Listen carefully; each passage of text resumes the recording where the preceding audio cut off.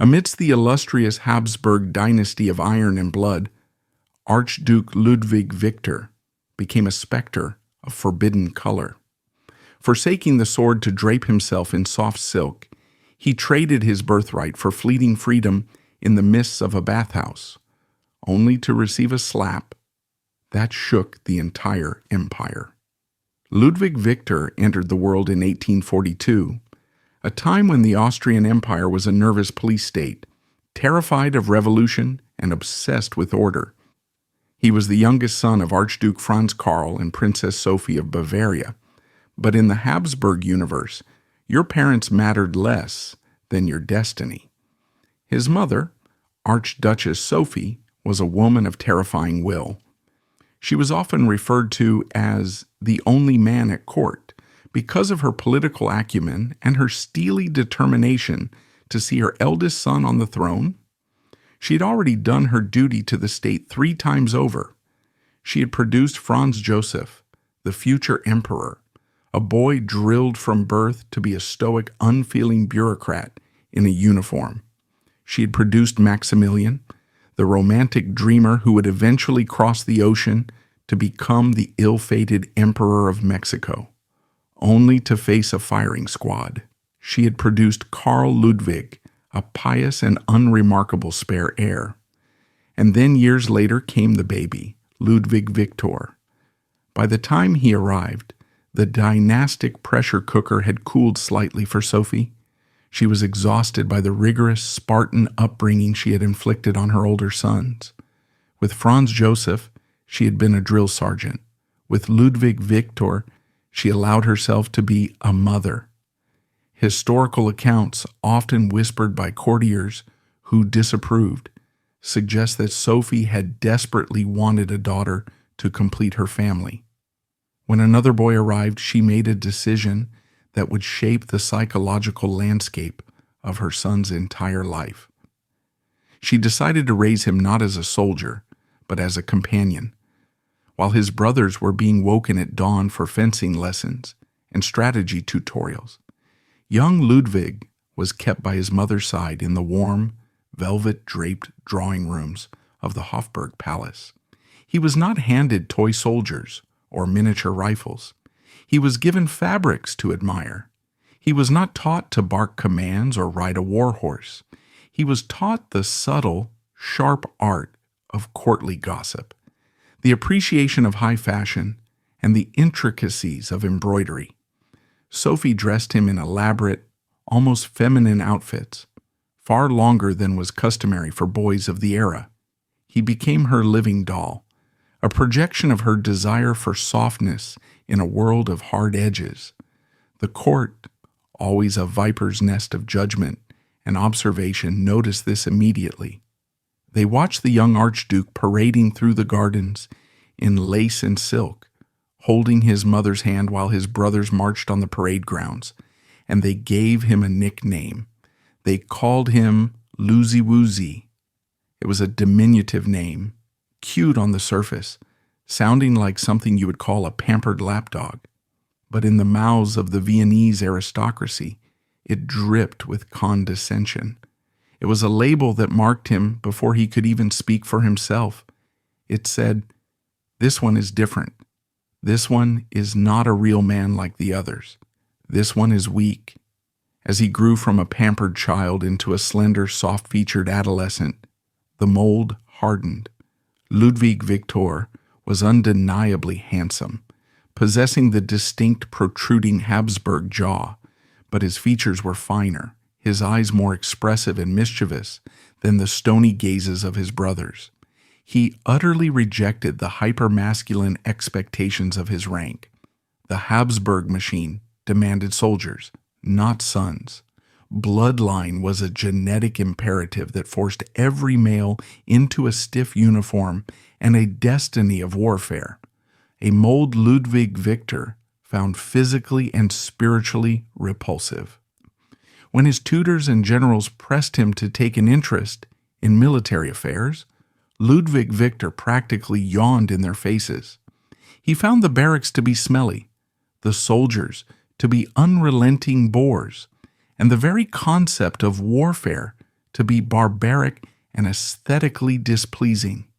He hated the noise, the dust, and the aggression.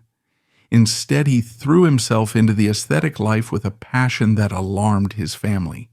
He became a patron of the arts, developing a keen and knowledgeable eye for architecture, painting, and theater. He was charming, witty, and possessed a wicked, biting sense of humor that could light up a dinner party or devastate a social rival in a single sentence. But beneath the charm and the love of beauty, there was a burgeoning identity that the 19th century Habsburg court had absolutely no vocabulary for. Ludwig Viktor wasn't just sensitive or artistic, euphemisms often used to cover a multitude of sins in aristocratic circles. He was a man who was fundamentally, undeniably attracted to other men. And unlike almost every other figure in his position throughout European history, who hid their desires behind sham marriages and discreet encounters in hunting lodges, Ludwig Viktor showed a startling, dangerous lack of interest in hiding it. While his brothers were navigating complex diplomatic marriages to cement alliances with Bavaria or Belgium, Luziwuzi was beginning to navigate the clandestine, shadowy underworld of Vienna. There was a reckless, breathtaking nerve in this behavior, a defiance that bordered on the suicidal. In the mid to late 19th century, homosexuality in the Austrian Empire was not just a sin, it was a crime. Under paragraph 129b of the Penal Code, unnatural fornication was punishable by hard labor and imprisonment. For an average citizen, exposure meant total ruin, the loss of employment, and social death. For an archduke, the brother of the emperor, who was styled as the apostolic majesty, it was unthinkable. It struck at the very moral foundation of the dynasty's right to rule. The Habsburgs claimed to be chosen by God. If one of them was a sodomite, as the church would have termed it, what did that say about the divine favor of the family? Yet Ludwig Viktor pushed the boundaries with a recklessness that seemed almost suicidal. He refused all attempts to marry him off. The court, desperate to normalize him, drew up lists of eligible princesses. There were plans for him to marry Duchess Sophie Charlotte, the sister of Empress Sisi, a match that would have kept the madness within the family circle. Later, in 1863, his brother Maximilian, seeking to bolster his own shaky position, tried to force a match with Isabel, the heiress to the throne of Brazil. It would have been a glorious match, making Ludwig the consort to an empress. Ludwig flatly refused. He would not play the game. The idea of a sham marriage to a woman, of sharing a bed and pretending to be someone he was not, seemed to repulse him more than the societal judgment he faced as a bachelor. He dug his heels in, using his sharp tongue to mock the candidates presented to him, finding faults in their appearance, their lineage, or their intellect until the negotiators gave up in frustration. He began to curate his own world, a bubble of existence where he set the rules. At his residences in Vienna, most notably his magnificent palace on Schwarzenbergplatz, which he commissioned later in life, he began to host gatherings that were unlike anything else in the imperial calendar.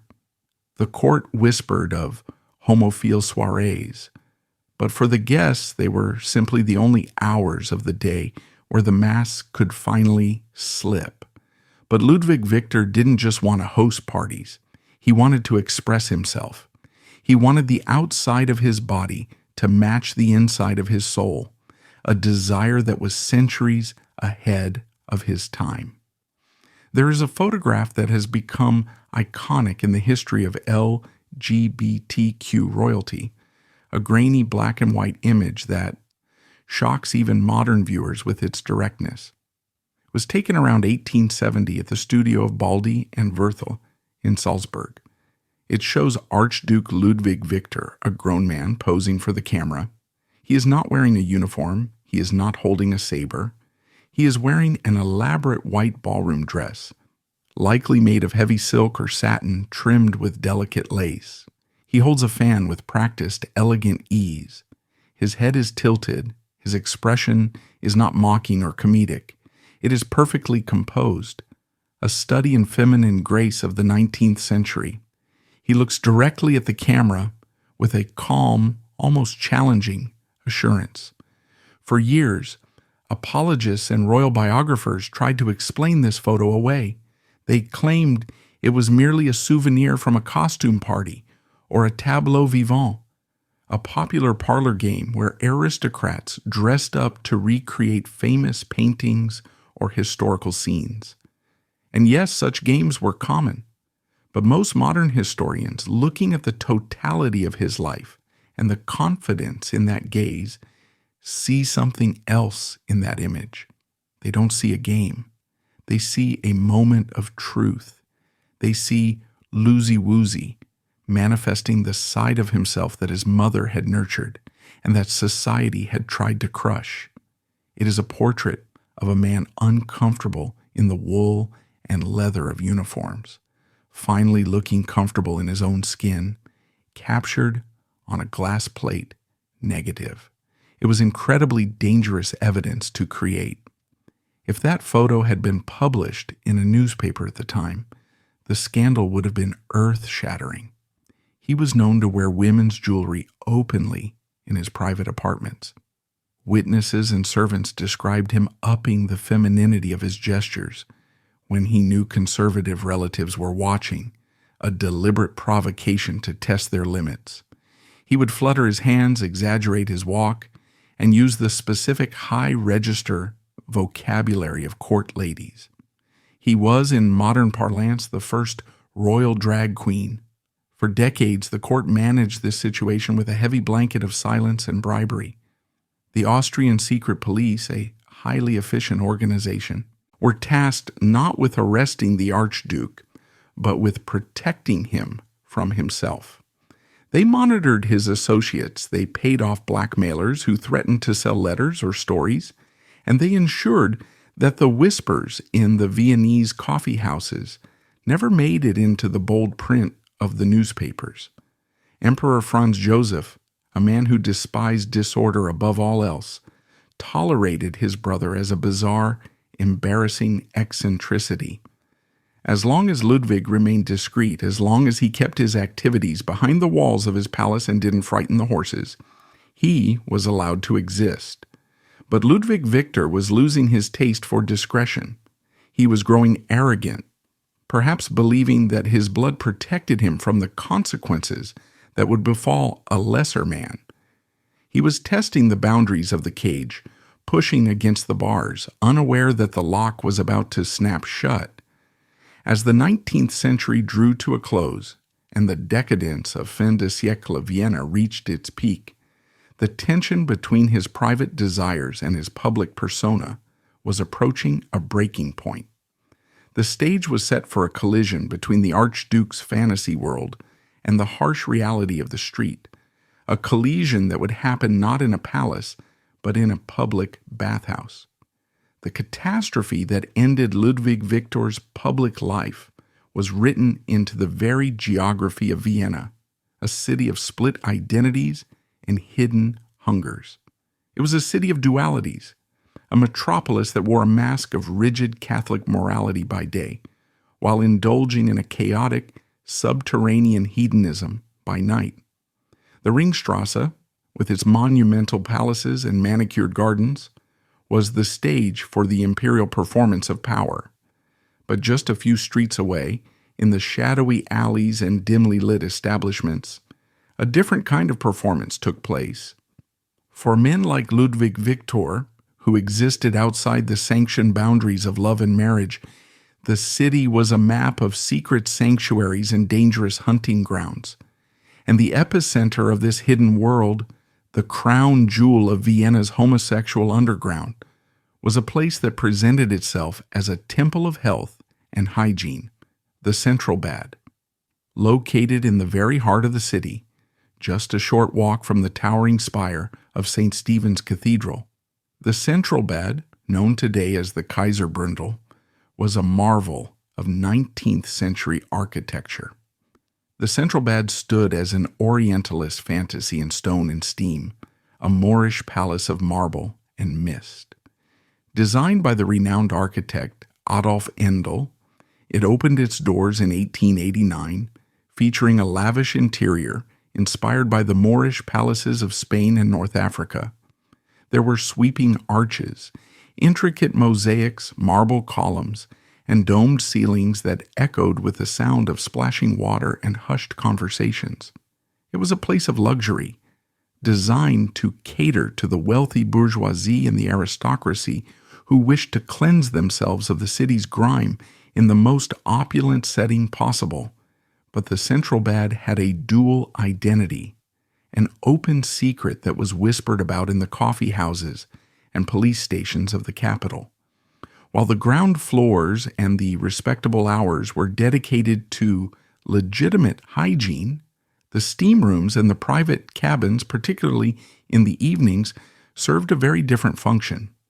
In an era before gay bars, apps, or designated community centers, the bathhouse was the great equalizer. In the thick, opaque fog of the steam room, the Habsburg class structure vanished. Stripped of medals, sashes, and high collars, the prince became the pauper. The general was lost in the anonymity of bare skin. It was a democratic space of flesh, where desire could bypass protocol. For Ludwig Viktor, who had spent his entire life suffocated by the heavy brocade of his station, the anonymity of the steam room must have been an intoxicating drug. He was a regular visitor. For years, his presence at the Central Bad was a terrifying complication for the management and a source of titillation for the clientele. The staff knew exactly who he was. It was impossible not to recognize the emperor's brother, even in a towel. The police detectives assigned to monitor the morality of the city knew he was there, but they were paralyzed by his rank. You could not arrest an archduke for loitering in a steam room. You could not raid a cubicle if the occupant was a member of the House of Habsburg-Lorraine. So, a fragile ecosystem of silence developed. As long as the archduke behaved with a modicum of discretion, as long as the encounters were consensual and quiet, the eye of the law would blink. The Central Bad became his playground, a place where Luziwuzi could shed the weight of his name and simply be a man among men. But arrogance is a blinding force. After years of immunity, after decades of being the untouchable eccentric who could flout the rules that destroyed lesser men, Ludwig Viktor began to believe in his own invincibility. He forgot that the anonymity of the steam room was a double-edged sword. It protected him, yes, but it also stripped him of the automatic deference usually afforded to royalty. To a stranger in the fog, he was not an imperial highness. He was just an aging, paunchy man with wandering hands. The exact date of the incident that shattered his life is debated by historians. Some place it in the late 1890s, others as late as 1904, but the sequence of events has been etched into the scandalous lore of Vienna with cinematic clarity. It was a busy evening at the Central Bad. The air was thick with steam and the scent of eucalyptus and sweat. The Archduke was holding court in his usual manner, moving through the bathers with the confidence of a predator who knows the gamekeeper is asleep. He was reportedly in high spirits, perhaps emboldened by alcohol, perhaps simply manic with the thrill of the hunt. His eyes landed on a young man. The accounts vary on the young man's identity. Some say he was a dashing officer from a respectable regiment, taking a break from the barracks. Others describe him as an athletic young professional, a member of the rising middle class.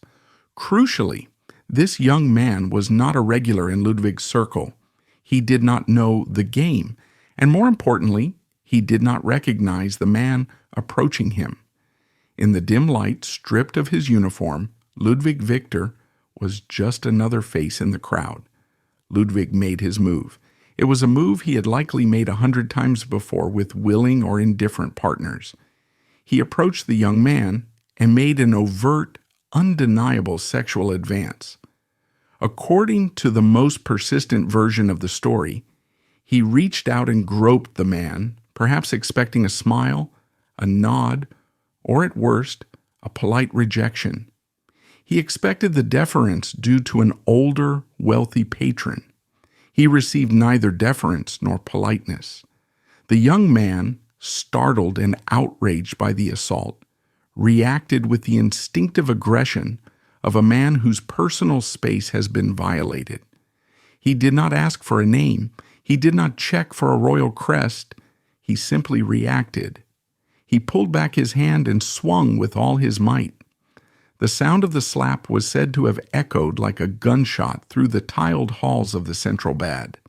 It was a resounding box on the ears, a blow of such violence that it sent the Archduke reeling. Ludwig Viktor, the brother of the emperor, the scion of a 600-year-old dynasty, lost his footing on the slick, wet tiles. He crashed to the floor, sprawling awkwardly, his towel coming loose, breathless and dazed. Time seemed to stop. The chatter in the bathhouse died instantly. The splashing of water ceased. In the sudden, terrifying silence, the reality of what had happened crashed down on the witnesses. A commoner had struck a Habsburg, and the Habsburg was lying on the floor, humiliated, vulnerable, and very clearly in the wrong. Pandemonium ensued. The young man, perhaps realizing too late who his assailant might be, or perhaps simply furious and ready to fight more, stood his ground. The management of the Central Bad, terrified that their establishment would be shut down or burned to the ground by the authorities, scrambled into action. Attendants rushed to the fallen Archduke, shielding his nakedness with towels, trying to hoist him to his feet. They formed a human wall around him, ushering him hurriedly toward the private exits, away from the staring eyes of the stunned clientele. But the damage was already done. You can smuggle a man out of a bathhouse, but you cannot smuggle the truth out of history. The slap heard around the empire had occurred, and the shockwaves began to radiate outward from the Central Bad before Ludwig Viktor had even returned to his palace. The police were involved immediately, but not to seek justice for the assault. Their job was damage control. The victim, the young man who had thrown the punch, was detained, threatened, and likely paid off or terrified into silence. Witnesses were intimidated. The official line was drawn. Nothing happened. The Archduke was never there. It was all a misunderstanding. But Vienna was a city that ran on gossip. The story was too delicious, too scandalous, and too symbolic to be contained. It leaked from the bathhouse to the cafes, from the cafes to the salons, and from the salons to the foreign embassies. Within days, the story was being printed in newspapers in Berlin, Paris, and London. The Austrian censors could scrub the local papers, but they could not stop the international press from gleefully reporting that the Emperor of Austria's brother had been knocked down in a gay bathhouse brawl. The news hit the Habsburg palace with the force of a physical blow. Emperor Franz Joseph was a man who had spent 50 years trying to hold his crumbling multi-ethnic empire together through the sheer force of dignity and tradition. He viewed the monarchy as a sacred trust. He had survived military defeats, the suicide of his son Rudolf, and the assassination of his wife Sisi. He had borne these tragedies with a stoic, iron-faced resolve. But this was not a tragedy. It was a farce. It was a sordid, sticky, embarrassing mess that made the Habsburgs look not like divinely appointed rulers, but like degenerate clowns. The emperor's rage was cold and absolute. He summoned Ludwig Viktor to the Hofburg. The meeting between the brothers is not recorded in the official transcripts, but we can imagine the atmosphere. Franz Joseph sitting behind his desk in his field marshal's uniform, surrounded by files and maps, staring at the younger brother, who had never worn a uniform with any conviction, who smelled of perfume rather than gunpowder, and who had now dragged the family name through the mud of a public steam room. It was during this period that Franz Joseph reportedly made the remark that would follow Ludwig to his grave. When discussing how to handle Ludwig's future staff to prevent further sexual scandals, the emperor suggested with a biting, savage sarcasm that perhaps they should assign a ballerina as Ludwig's adjutant. It was a joke that cut deep, acknowledging exactly who Ludwig was while simultaneously dismissing him as a frivolous, effeminate disaster. But jokes were not enough. The emperor needed a solution. Ludwig Viktor could no longer be allowed to roam free in Vienna. He was a liability. Every time he stepped out of his palace, he was a walking reminder of the scandal. The moral authority of the crown was fraying, and Franz Joseph would not allow his brother to pull another thread loose. The sentence was handed down swiftly. It was not a prison sentence, for one does not put an archduke in jail. It was something more refined and perhaps more painful for a social creature like Ludwig. It was exile. Ludwig Viktor was ordered to leave Vienna. He was banned from the capital, banned from the court, and banned from the society that had been his entire world. He was to pack his bags, his art collection, and his servants, and relocate permanently to his summer estate, Schloss Klesheim, near Salzburg. He was effectively being sent to his room for the rest of his life. The departure was a quiet affair. There were no crowds to wave him off, no military bands playing anthems at the train station. Ludwig Viktor boarded the train that would take him away from the city he loved, the city that was the center of the world, the city where he had danced in dresses and presided over secret soirees. As the train chugged out of the station, leaving the spires of Vienna behind in the smoke, Ludwig must have known that he was leaving his life behind. He was trading the vibrant, dangerous, electric atmosphere of the metropolis for the silence of the provinces. He was leaving as a pariah. The Luziwuzi who had charmed and shocked the court was dead.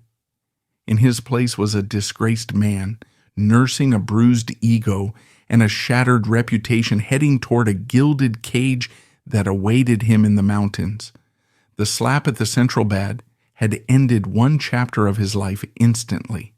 But as the train wound its way west toward Salzburg, a new, stranger chapter was about to begin. The emperor thought he had solved the problem by burying his brother in the countryside. He did not realize that by removing the constraints of the court, he was about to give Ludwig Viktor the freedom to build a kingdom of his own imagining. But the Archduke was no simple martyr. Behind the lace and the silk lay a mind sharpened by years of exclusion, a weaponized wit that turned him into the dynasty's most venomous observer. To view Ludwig Viktor as a mere victim is to miss the darker, more calculated edge of his survival. To survive in the shark tank of the Viennese aristocracy, knowing that he was different, knowing that he was watched, and knowing that he was fundamentally despised by the military caste, Ludwig Viktor developed a set of defenses that were as sharp as any saber. He did not retreat into a shell of meekness. Instead, he cultivated a persona that was terrifying in its own right. He became the mean girl of the dynasty, a man whose tongue was so sharp it could slice a reputation to ribbons before the soup course was even served. He was known, feared, and loathed as a vicious gossip. In a world where information was currency, Ludwig Viktor was a hoarder of gold. Because he was marginalized, standing on the sidelines of the great military parades and political summits, he observed things that others missed. He saw who was whispering to whom in the alcoves. He noticed which chambermaid was wearing a bracelet that she couldn't afford on her wages. He saw the glances exchanged between the wife of a general and the young lieutenant across the ballroom. And he remembered it all.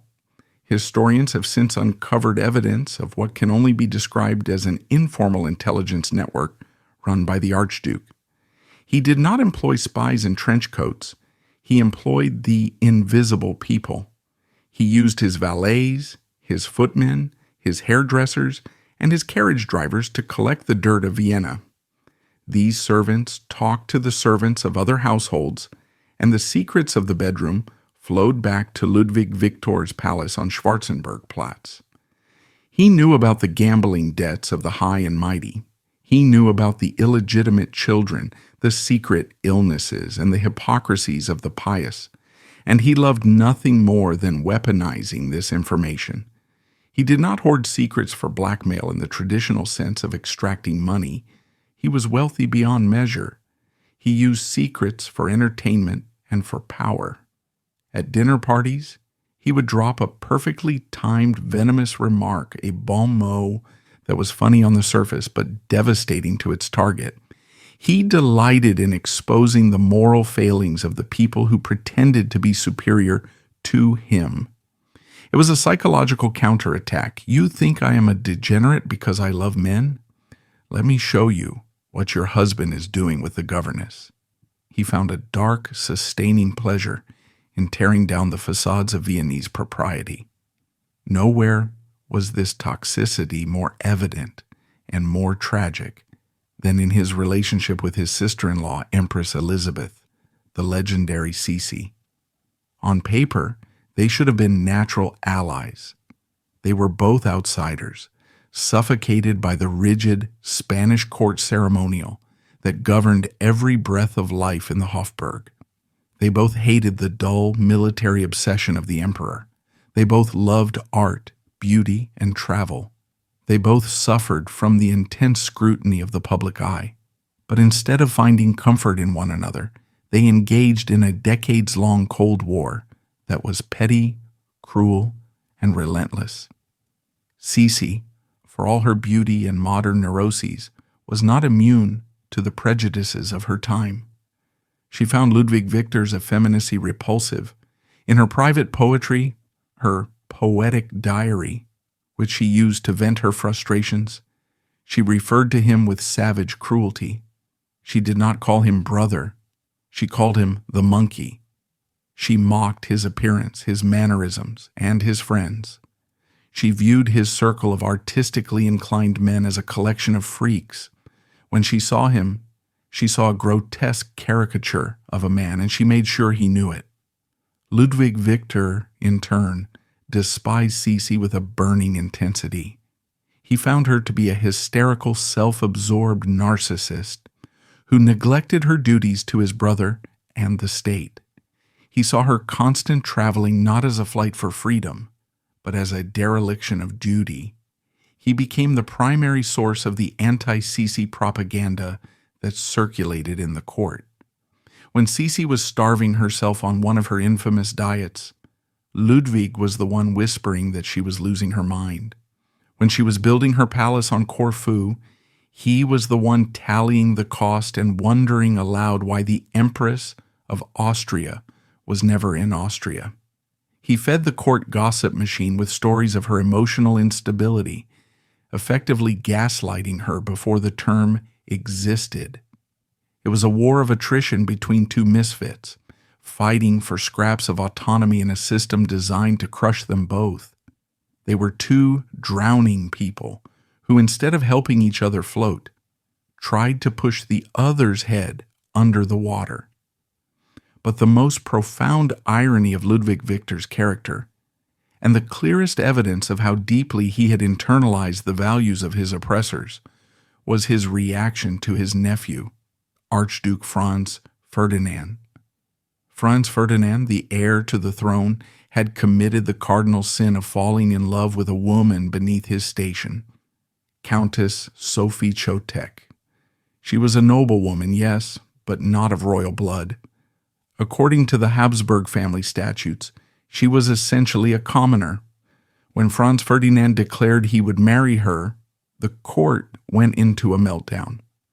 One might expect Ludwig Viktor, the man who lived a secret life, the man who rejected arranged marriages, the man who was slapped in a bathhouse, to be sympathetic to a forbidden love match. One might expect him to support the idea that the heart wants what it wants, regardless of protocol.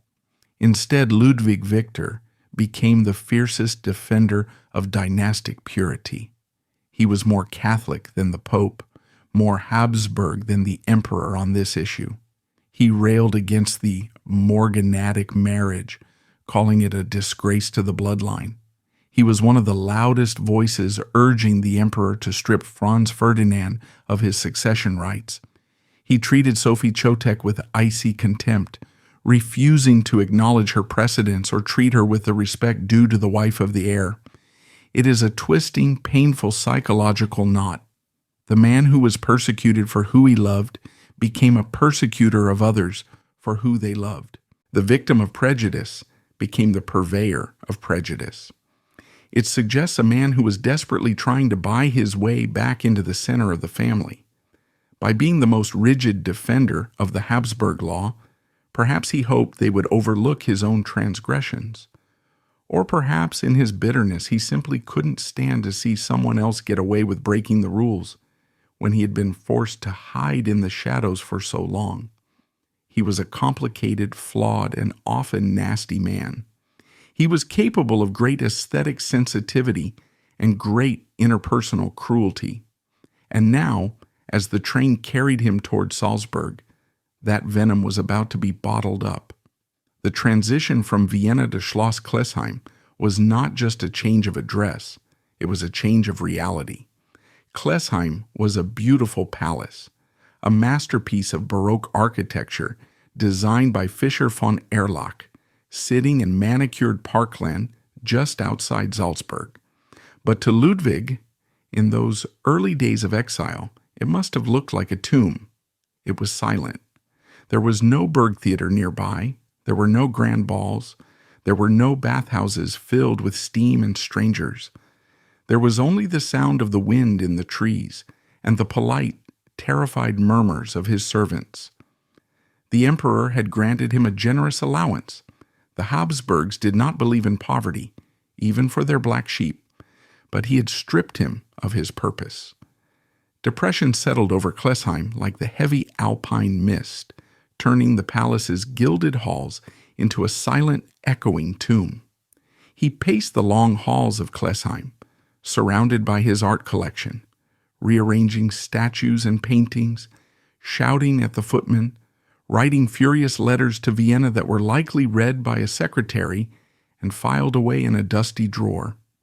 He was a creature of the city, an urban animal cut off from the herd.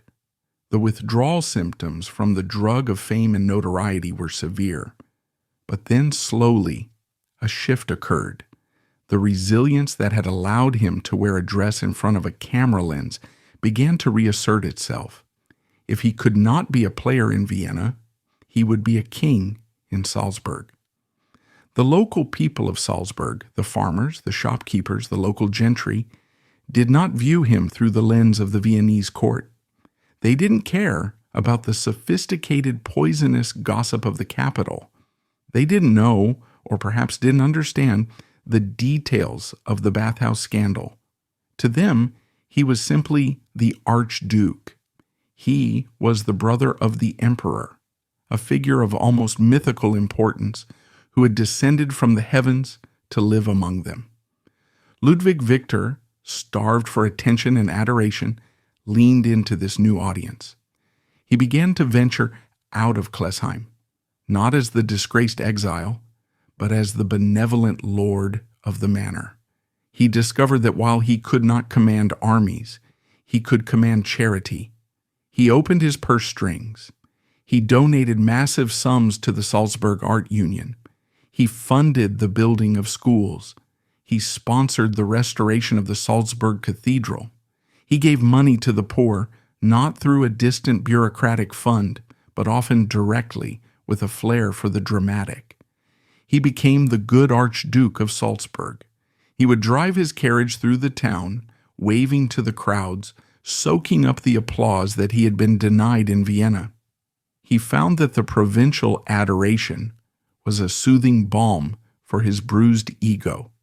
He charmed the local mayor, the bishop, and the ladies of the Salzburg charitable committees.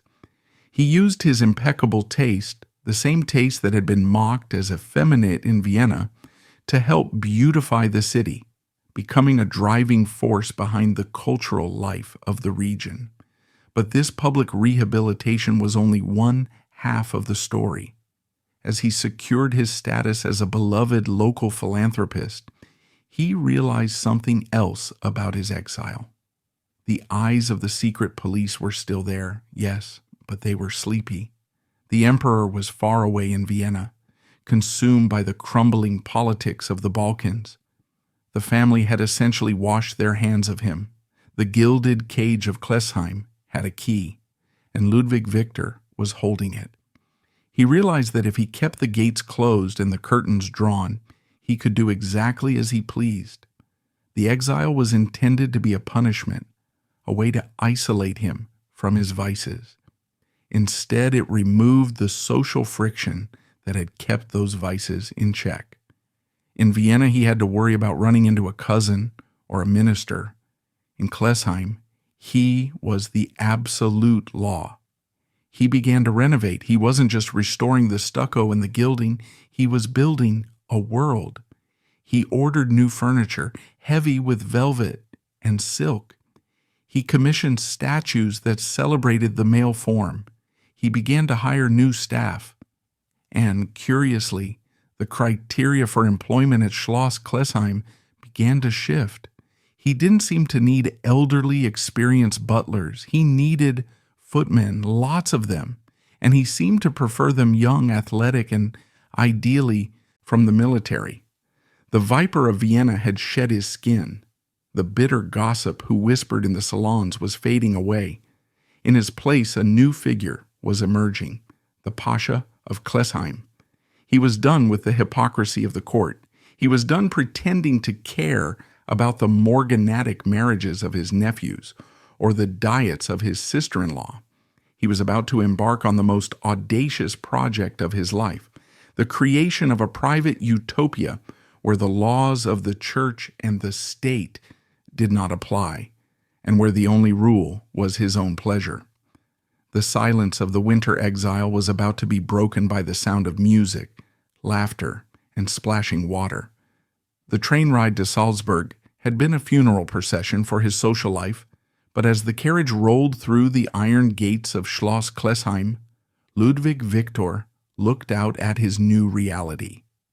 The palace was a masterpiece of the Baroque era, designed by the legendary Fischer von Erlach. It sat like a jeweled confection in the middle of a manicured park, surrounded by ancient trees that blocked out the rest of the world. In Vienna, the Hofburg was a fortress of bureaucracy, a place where every corridor smelled of ink and old wax, and where the walls had ears. Klesheim smelled of pine needles, damp earth, and, most importantly, solitude. For the first few months of his exile, the Archduke treated the palace like a waiting room. He paced the long frescoed galleries, checking his pocket watch, writing furious letters to his brother in Vienna that went unanswered. He assumed this was temporary. He assumed the emperor's anger would cool, that the bathhouse incident would be forgotten like so many other scandals, and that he would be summoned back to the capital in time for the winter ball season. But as the leaves turned gold and then brown, and the first snows began to dust the Untersberg mountains, the silence from Vienna became deafening. The realization settled in his bones like the winter chill. He was not going back. It was in this moment of absolute rejection that the transformation began. If Franz Joseph wanted him to be invisible, Ludwig Viktor would become the most visible man in Salzburg. If the court wanted to strip him of his influence, he would build a new court where he was the absolute monarch. The gilded cage of Klesheim was meant to be a prison, but the emperor had made a tactical error. He had given Ludwig the cage, but he had forgotten to keep the key. Ludwig Viktor began to purge. The staff at Klesheim, many of whom were old retainers loyal to the emperor, were gradually dismissed or reassigned to the outer edges of the estate. In their place, the Archduke began to hire a new kind of household. The criteria for employment at Klesheim shifted subtly but unmistakably. Competence was still required, of course, but physical appearance became a paramount qualification. He did not want bent-backed old men serving his soup. He wanted youth. He wanted vitality.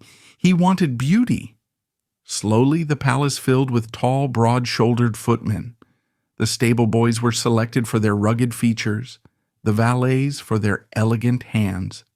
The Luziwuzi of Vienna, who had been mocked for his effeminate affectations, was now the master of a household that looked more like a Praetorian guard than a domestic staff. He dressed them in liveries that were just a little too tight, a little too ornate, showing off the physical forms that he so admired. He was creating a living aesthetic, populating his daily life with objects of desire that he could control, command, and dismiss at will. But the staff was merely the background scenery. The true population of Ludwig's new kingdom came from the nearby garrisons. Salzburg was a military town filled with barracks housing regiments of the imperial and royal army. These were young men, often from poor rural backgrounds, conscripted into service, bored out of their minds, and paid a pittance by the state. They were hungry, they were thirsty, and they were looking for escape. Ludwig Viktor provided it. Word quickly spread through the barracks that the crazy Archduke up at the palace was generous. If you were young, handsome, and willing to be entertaining, the gates of Klesheim were open. The invitations were informal, whispered from soldier to soldier. Officers and enlisted men alike began to make the trek to the palace in the evenings. What they found there was a world turned upside down. In Vienna, an archduke was a distant semi-divinity who one saluted with trembling reverence. At Klesheim, Ludwig Viktor was the host of the wildest party in the province. He plied them with champagne from the imperial cellars. He fed them exquisite meals on silver platters. He gave them gifts, gold cigarette cases, watches, cash, ostensibly for charity or as tokens of patronage. The dynamics of these gatherings were complex. To the outside world, Ludwig was simply a benevolent patron of the military, a patriotic Habsburg supporting the troops. Inside the walls, it was a transactional harem. These young men were not necessarily homosexual in the way Ludwig was. They were situationally available. They were poor soldiers, engaging in a tacit exchange with a powerful man. Ludwig knew this. He was not naive. He knew they were there for the wine and the money, not for his charm or his fading looks. But he didn't care. In Vienna, he had been the beggar, pleading for acceptance. Here, he was the buyer. To facilitate this lifestyle, Ludwig ordered renovations that would have made his pious mother spin in her grave. The most notorious of these was the construction of the winter garden and the swimming facilities. He had always loved the water. It was, after all, his love of the bathhouse that had destroyed him. And he decided to recreate the central bath on his own terms. He built a magnificent indoor pool, heated and surrounded by exotic plants, statues of Greek gods, and heavy drapery. It was a humid, steamy sanctuary where the rules of the outside world evaporated. Here, the rumors say, the uniforms came off. The Archduke would host swimming parties for his favorite officers. The steam rose, the champagne flowed, and the heir to the Habsburg chin presided over a scene of naked athleticism that was a direct affront to the stiff-collared morality of his brother's court. In the central bath in Vienna, he had been vulnerable, a stranger among strangers, liable to be slapped. In the pool at Klesheim, he was the emperor. No one would dare slap him here. He had bought their deference. He had reconstructed the scene of his trauma, but this time he controlled the door, the temperature, and the participants. It was a psychological victory, a way of reclaiming his sexuality from the shame that had been heaped upon it. Yet, Ludwig Viktor was a creature of duality. While he was running a private bacchanal by night, by day, he was constructing a completely different persona, the Saint of Salzburg. He understood that to survive in exile, he needed the protection of the local populace.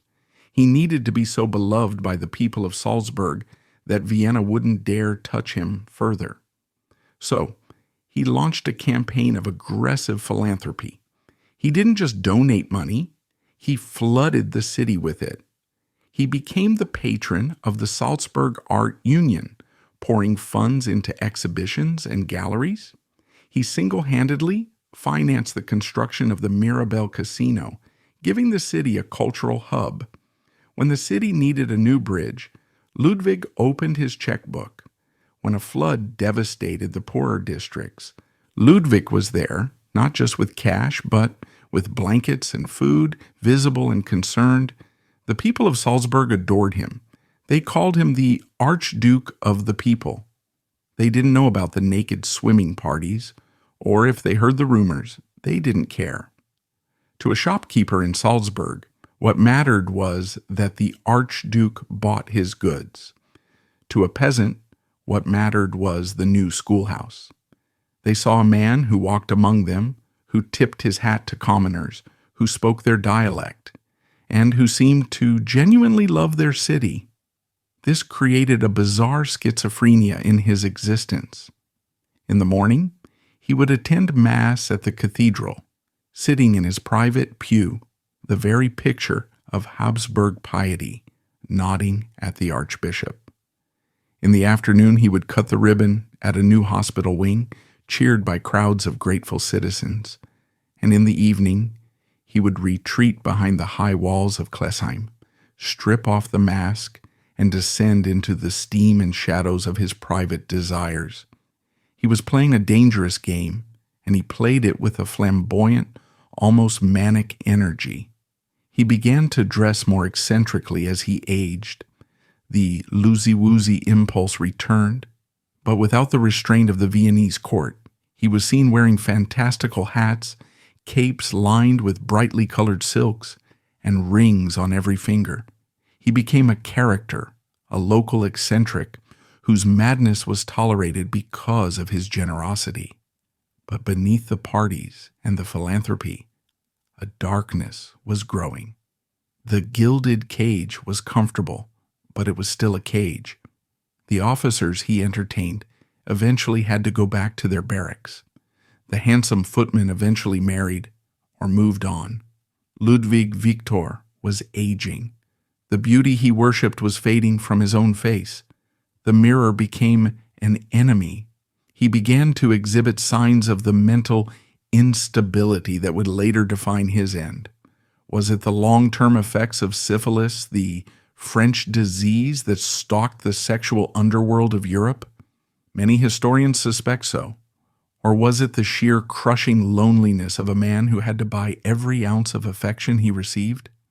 He became paranoid. The mean girl gossip of Vienna turned into a bitter, ranting old man. He would fly into rages if a servant moved a vase.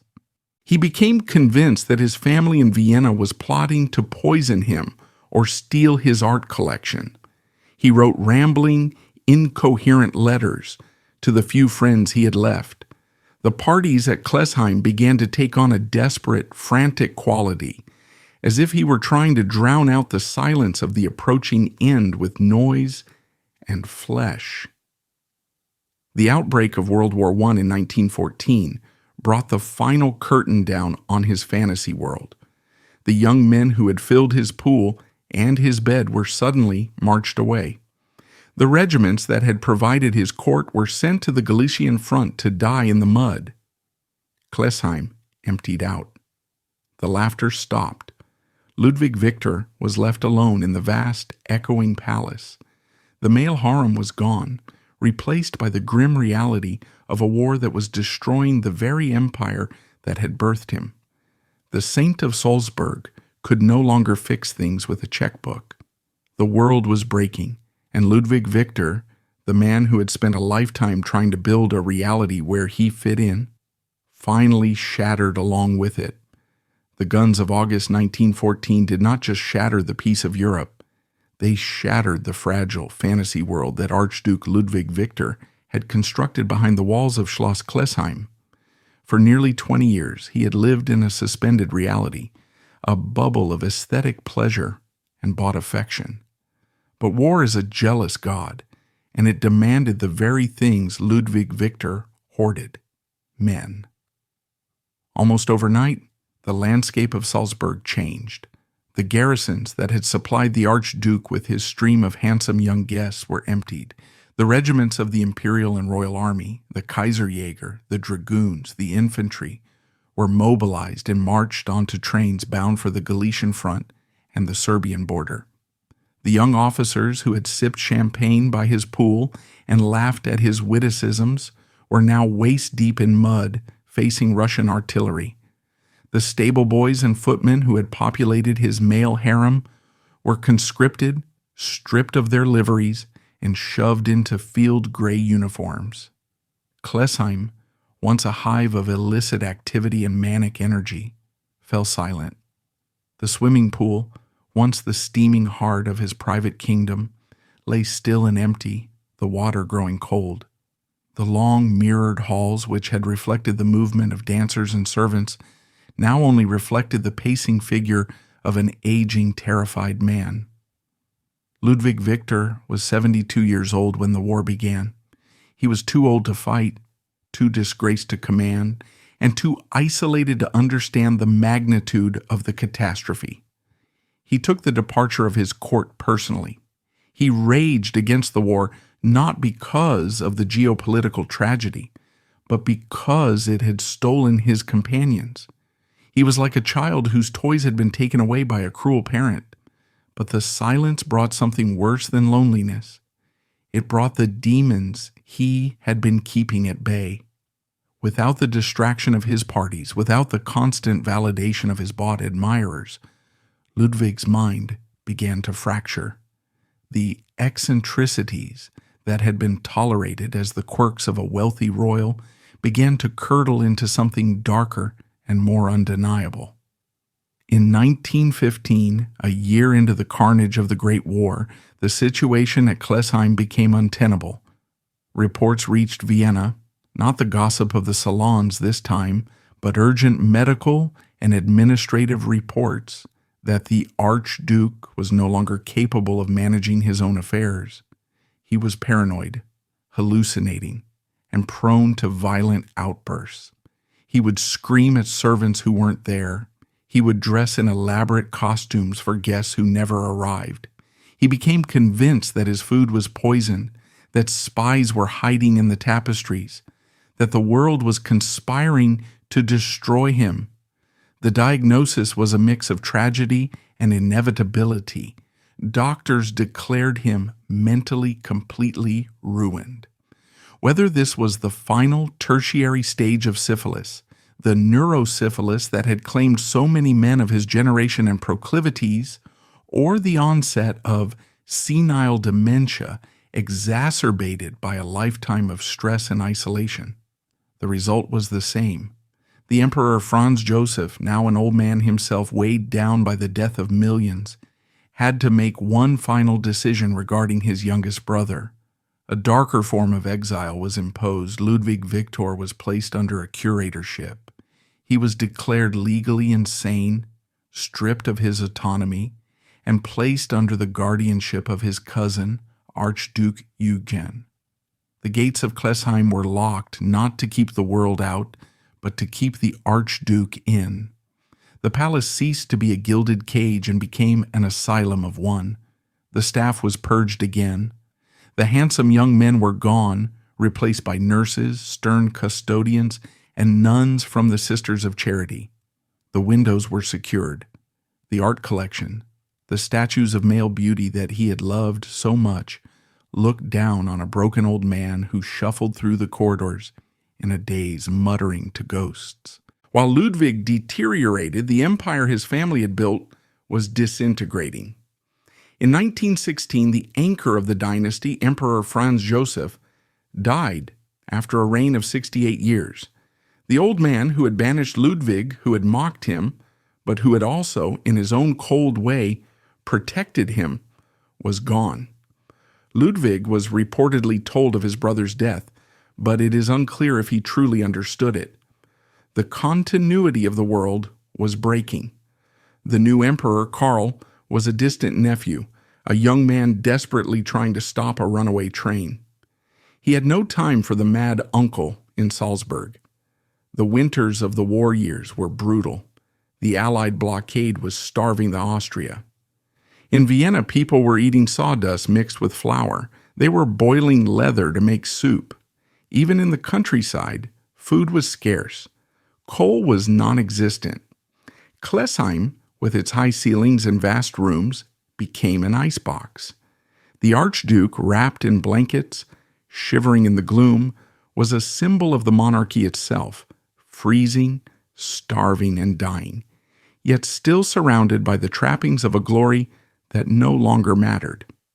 The year 1918 brought the final collapse. In November, the war ended, and with it, the Austro-Hungarian Empire. The map of Europe was redrawn. Emperor Karl abdicated and fled. The Republic of German Austria was proclaimed. In the blink of an eye, the titles, the ranks, and the privileges that had defined Ludwig Viktor's entire existence evaporated. He was no longer an imperial and royal highness. He was just Ludwig von Habsburg-Lothringen, a sick old man living in a property that might soon be seized by the state. But Ludwig was past caring about politics. He was past caring about the Republic. He was living in the deep recesses of his own mind, a place where the music still played, where the central bad was still warm, and where he was still young and beautiful. The end came in the dead of winter, just 2 months after the fall of the empire. On January 18, 1919, in the freezing silence of his bedroom at Schloss Klesheim, Ludwig Viktor died. He was 76 years old. His death was not a state event. There were no telegrams of condolence from foreign kings. There were no foreign kings left. The telegraph lines were down or controlled by revolutionary councils. The newspapers, obsessed with the chaos of the post-war order, barely noted the passing of the mad Archduke. He died as he had lived the last years of his life, isolated, misunderstood, and fundamentally alone. The question of his burial posed a final awkward problem for the remnants of the Habsburg family and the new Republican authorities. Tradition dictated that an archduke should be buried in the imperial crypt in Vienna alongside his ancestors. He should have taken his place near Franz Joseph, near Sisi, near the tragic Rudolf. But even in death, Ludwig Viktor was denied entry. Whether it was the chaos of the revolution that made transporting the body to Vienna impossible, or a final tacit rejection by a dynasty that wished to wash its hands of him, the decision was made to bury him in Salzburg. He was laid to rest in the municipal cemetery of Siedzenheim, a quiet village graveyard just a short distance from his palace. It was a burial for a country squire, not a prince of the blood.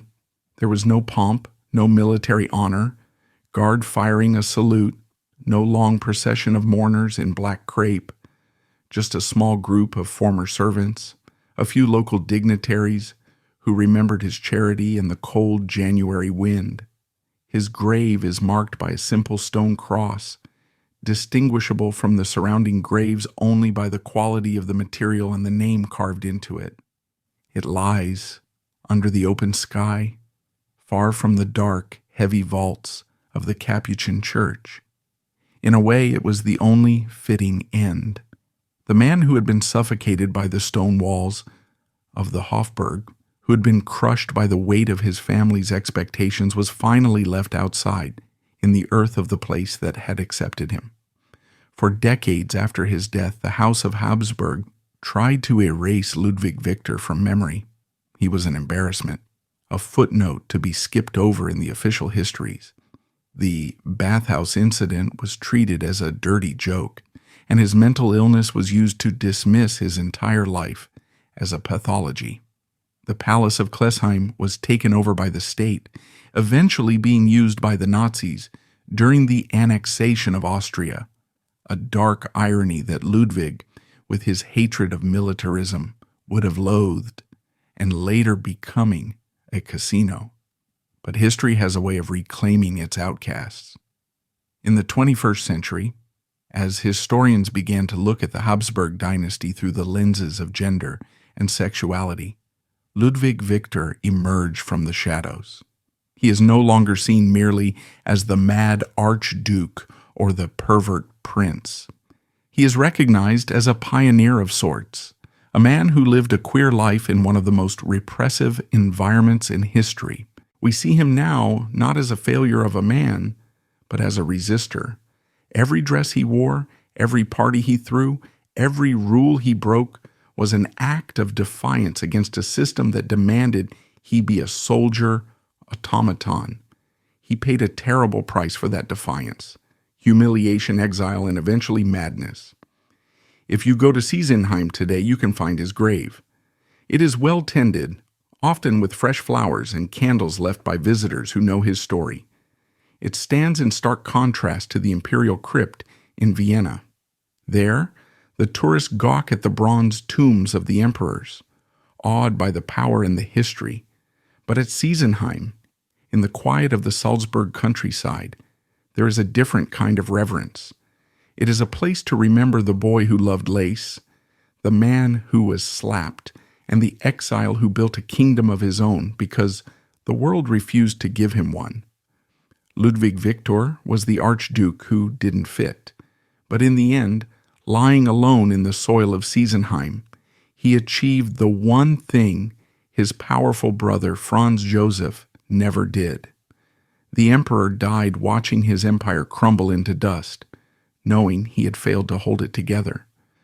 Ludwig Viktor died having built a life, however flawed and tragic, that was undeniably, unapologetically his own. The empire fell, but the story of the Lavender Prince survived the ruin.